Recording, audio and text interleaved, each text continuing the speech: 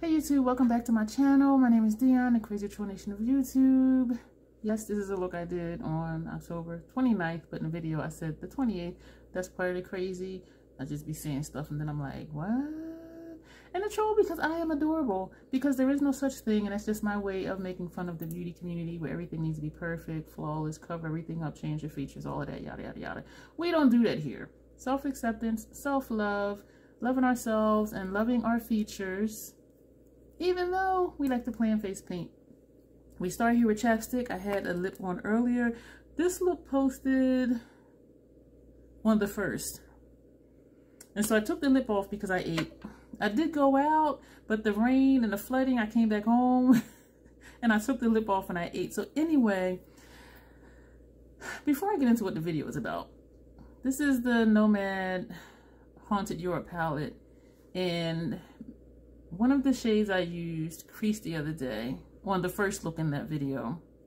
And I mentioned it when I did the second look. And I noticed that for this look, the shimmer that's on the center of my lid is creasing also. And I did put more on, but I'm wondering if it's because I sprayed my face after I completed the eye look, or is it just creasing how the other one just creased?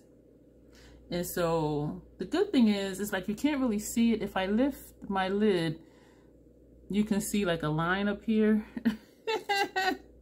Very faintly, you can see like a line here.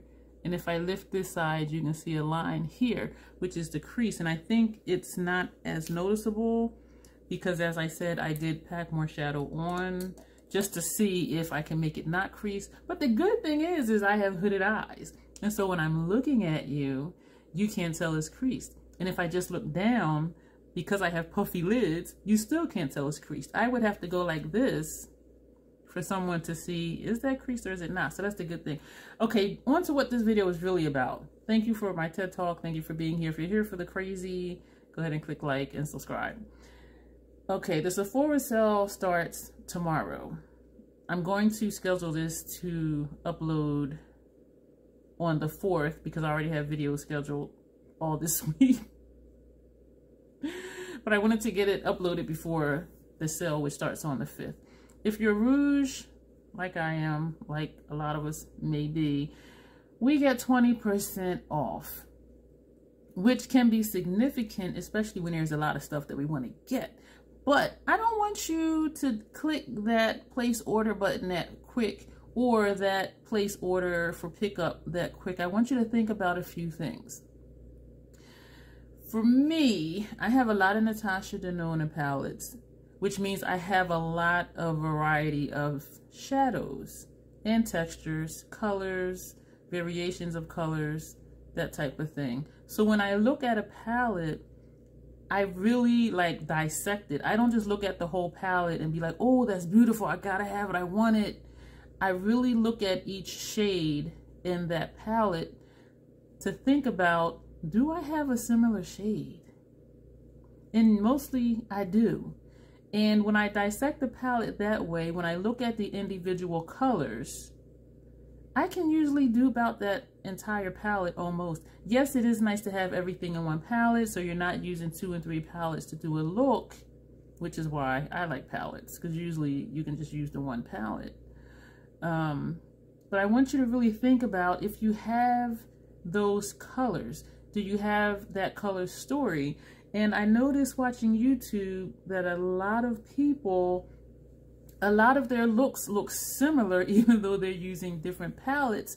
And I think it's because we gravitate towards certain things. I prefer myself in warm tone colors because I do have a warm undertone, and some cool tone shadows look grayish. They look ashy on me, and the look may be pretty, but against my complexion and my undertone, it's kind of like, that's a nice look, but on me, it looks a little dusty. You know what I'm saying? And so I prefer warm tones. I do like some neutrals mixed with warm tones, some cool tones mixed with warm tones. It depends on the depth of the color. And so I'm really careful about how much use am I going to get out of this entire palette. And I hear people say, oh my gosh, that one shade is calling my name. Do not buy an entire palette for one shade unless it's ColourPop or e.l.f. or Wet n Wild or CoverGirl or Revlon or Maybelline. Do not spend over 50 bucks for a palette just because of one shade, because for that, just buy a single shadow. And I have noticed that there are more videos and more people leaning towards indie brands and single shadows, because then they can get exactly what they want. But at Sephora, you're not going to get indie brands and you're not going to get single shadows. Well, you might, you know, Urban Decay has single shadows. I think Makeup Forever still have single shadows, but you get what I'm saying. So I want you to really think about what's in your cart, because I know all of you have something in your cart right now. I have stuff in my cart right now. And I look at it every couple days, which may sound crazy. Welcome to the crazy. Because I'm thinking, am I really going to get use out of this? Just 20% off sounds good, and it does add up. At the same time, though, are you getting it, or am I getting it just to say I got it on sale? I heard someone say a while ago, she said, just because it's on sale doesn't mean it's on sale for you. Meaning, don't just buy stuff because it's on sale. And it made sense, and it stuck with me, and a lot of things don't stick with me because I'm just like, yeah, okay, whatever. And so I want you to think about that, especially with eyeshadow palettes.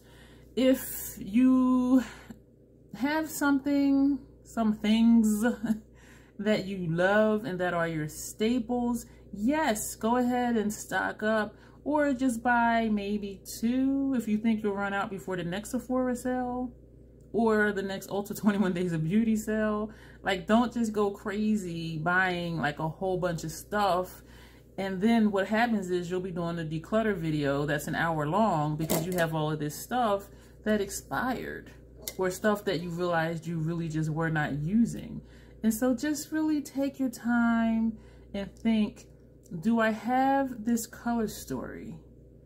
Can I dupe out this palette with things that I already have? Do I need more makeup brushes? I'm not one to talk about makeup brushes because I got a bunch of brushes. I do use them though, but because I wash my brushes after every use, do I really need, you know, all the brushes I have? The answer is no. Don't judge me. Don't do that. We all have our thing. Some of us collect eyeshadow palettes. I just have a bunch of brushes. And I did upload a video of my entire makeup collection. I didn't open things up because I didn't want the video to be long, but showing everything I have, the video was less than 15 minutes. Who does that? Am I a makeup minimalist? Maybe. Am I a makeup brush minimalist? No. So think about your purchases. Can you dupe it out? Do you have something similar? Why do you want it? Do you want it just to say, oh, I have something by this brand? Some of the lipstick collections, when I see swatch videos and then they do comparisons against other lipsticks they have, I'm like, you have that same shade like 5 times. And we're talking about luxury brand stuff. And so, I mean, if you just want to wild out like that, that's fine. But here's a suggestion. I have started a project called Eclectic Beauty. The website will be up soon. Right now, Covering the Gap, which is a 501c3 organization, is an umbrella for other programs. That website I will list below. And also under the umbrella of Covering the Gap is Helping Hands, which we solicit donations, and I'm in charge of that program, for travel size toiletries that we bag up at the end of the year in individual packs and we give out to the homeless population. And so Eclectic Beauty is, we're going to be doing makeup kits to give to the homeless people. So if you want to purchase makeup and you know you don't need any more makeup, donate. And I'm not saying donate Pat McGrath or Natasha Denone or Scott Barnes. I'm not saying that.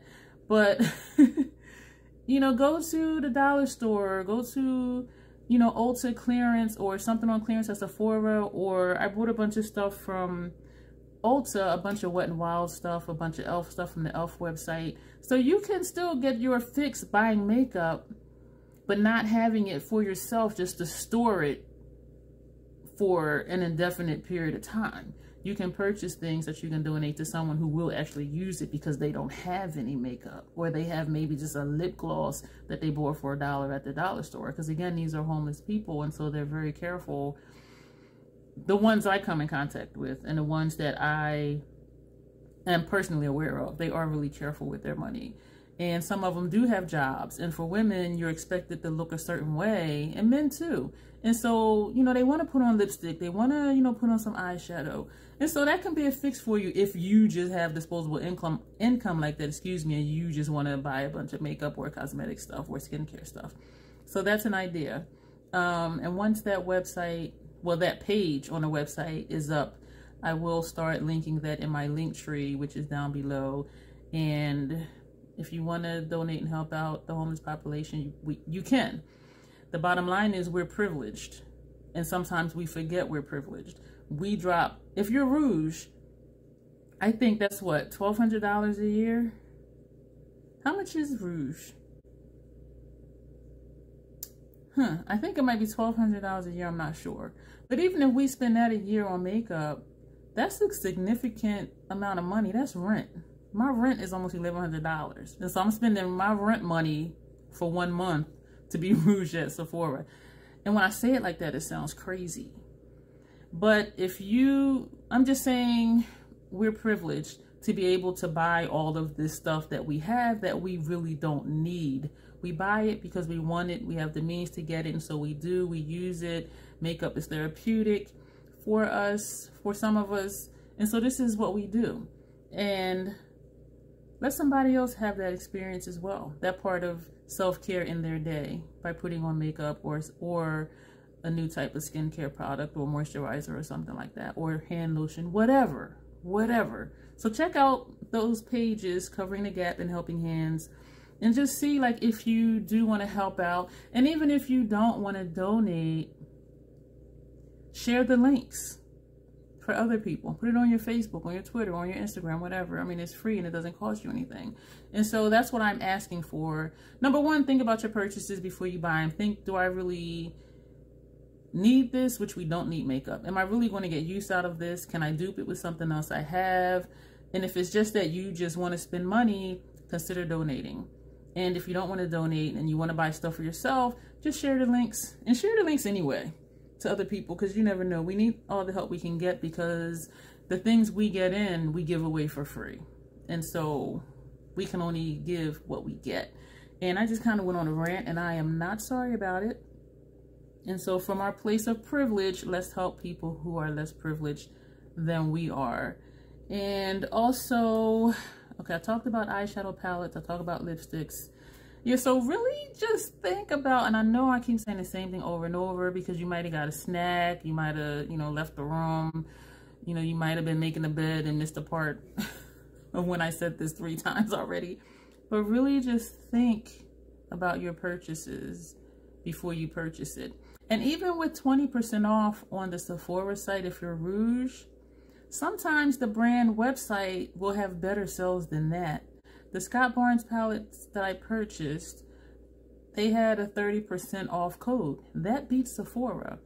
Natasha Denona's website, some of her palettes I bought for half off. So you're talking about a $129 palette for half that. And so consider that as well. If there's a brand you really like, sign up on their website. And also keep in mind the other sales that are coming up, Black Friday sales. But sign up on companies' websites, because you may get a better deal than 20% off, and also delaying your gratification just to wait to see if it's going to be more than 20% off or not. Even if it's not, there's another Sephora sale in the spring. And there's another Ulta 21 Days of Beauty sale in the spring.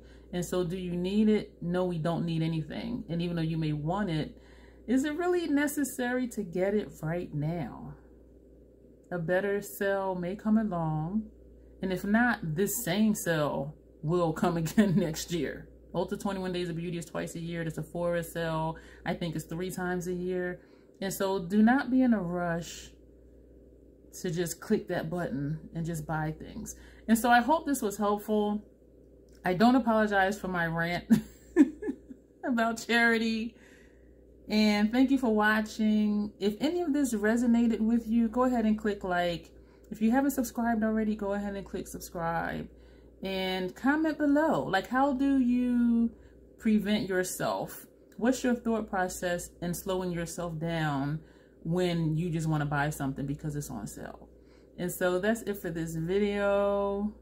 Thumbs up, because this is not what you should buy during the sale. This is think about it before you purchase it. So even just thumbs up for a different train of thought in the videos that we've been seeing. And so thank you. You'll see me in the next one. And that's it. Thanks. Yeah, that was weird. Bye, guys.